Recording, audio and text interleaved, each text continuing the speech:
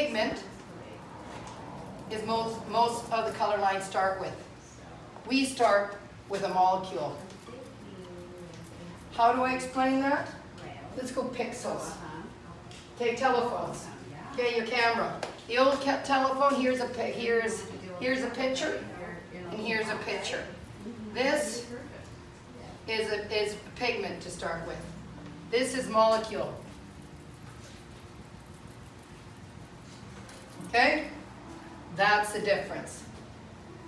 Old phone, new phone. It's been like this forever. And what I mean by that is this starts out this small, a pigment starts out this big. So when you have these colors come out, they're white because they haven't oxidized yet. They haven't made them into anything yet. This is using the oxygen to turn around and expand into a pigment that grows into it like a little bit. See what I mean? Like here it comes in, so it grows in instead of trying to open this up to put this in. It's the opposite. So you don't need to blow it open to get a color in. Now, I was once in a class, it was a team out of the States, and she said, it was advanced coloring class, and she was turning around, because I love sharing and mixing it up. And believe me, if I get in your face, I'm going to really ask you questions because I learn. And when I'm asking you, you can be honest. This isn't, you know, oh, look at me, right? I really want to get excited as much as I am. And what I mean by that is she turned around and she said, does anybody color hair with water? This shows we're only for colorists. The maximum is 500 people. 300 to 500. Usually is about 350. The class cost me from Canada just to take classes for a 2-day show was over 600 Canadian. That's when our money was really bad, which is getting there again. And what it was colorist, so they taught color, not about, okay, we're going to use 8.652, you know, sour cherry on it. I'm going to go 1 to 12. 1 is black, 12 is blonde. Okay, and why this is important is I'm going to go to the next step is, what color with water, what does water have in it? It's H2O, right? So you have H2O. So what is peroxide? H2O. Right. So if you've already got a color, if you've already got hair blown open, and you turn around and wet it with water, water is going to swell open the cuticle, right? Right? What's in water is oxygen. I can take this color on wet hair straight out of the tube and put it on yours, and it'll hold. It will color it. Because you've already been eaten. The peroxide's already been lifted out of there. The bleach is taking more of the cortex out. When I'm dealing with this, I'll take hair that's already been colored, long hair, and I've got 4 different kinds of coloring. And have you ever done this? Where they go to put a blanket color and the ends go dull, like this, right? And yet the end, the crown is really great, but the mid shaft's starting to go dull and then the ends are matte. Because even though you put a natural on, you've got less gold on the ends. I will take gold straight out of the tube if I'm doing a 7, and I'll take the gold right out of the tube and put it on the ends 15 minutes into the color. It'll become even. You just have to think about what you're missing.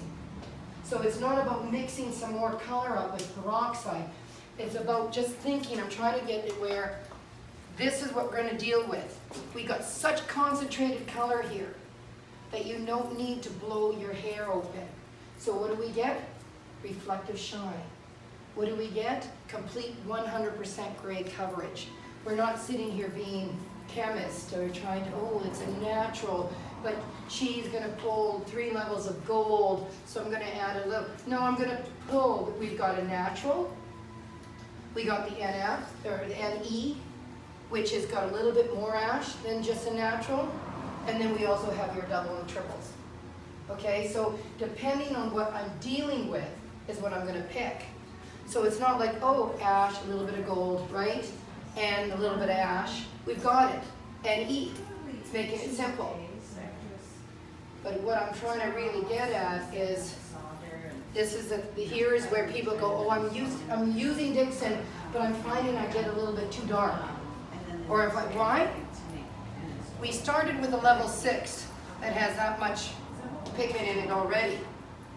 Now I add a level 6 without peroxide or even 20 volume. What am I getting? A 6 and a 6 was going to give you what?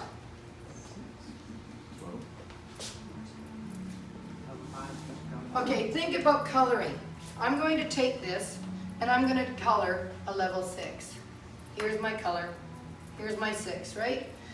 But I need to brighten it, so I'm not, you've got to remember, we don't have a lot of lifting power in it.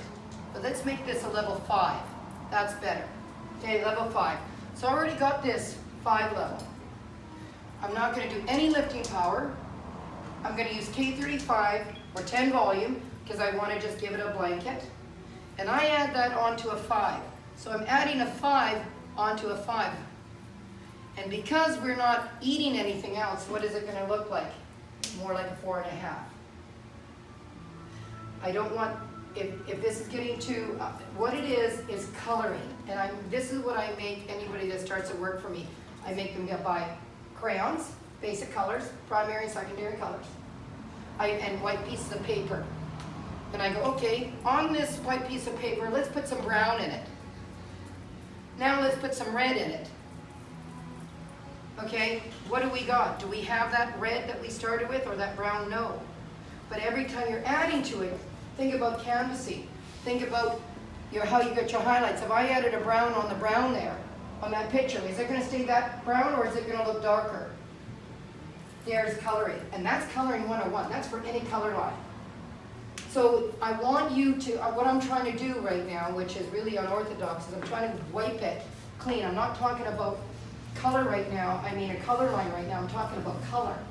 And what I mean by that is 1 to 12.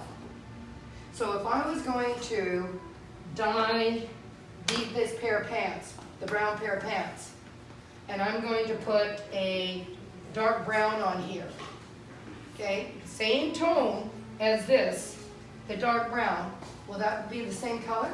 If I put it in the dark brown, the same color, it will look darker, right? Welcome to coloring. Do you see where I'm going with it? It makes your mind a little bit open than trying to figure out formulas, people. Like I want, and it's like, what am I dealing with? Like this is how, and I'm going to show you. That's why I was telling Dale, I don't need any prep work. My prep work is just to figure out some colors, because I want to show you what we get, right? Her front is totally different than her front and her back. So I'm going to use 2 different color lines, 2 different tones on her, but just add it to the one I'm going to deal with, because that's what I got. I got white here. I got a white palette, and I've already got some brown palette in here. So do you think if I put the color on her, is it going to be the same?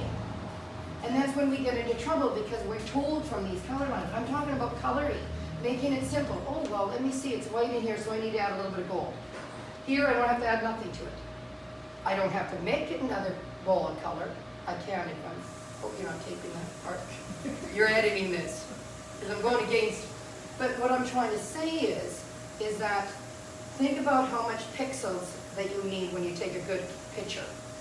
Okay, so you've got your iPhone XS, and you got your iPhone 4S. What it is because they've got a lot more pixels in this, and that's why it's clear. That's why you can see the ripples in the water, not fuzzy. Dickson, more pixels.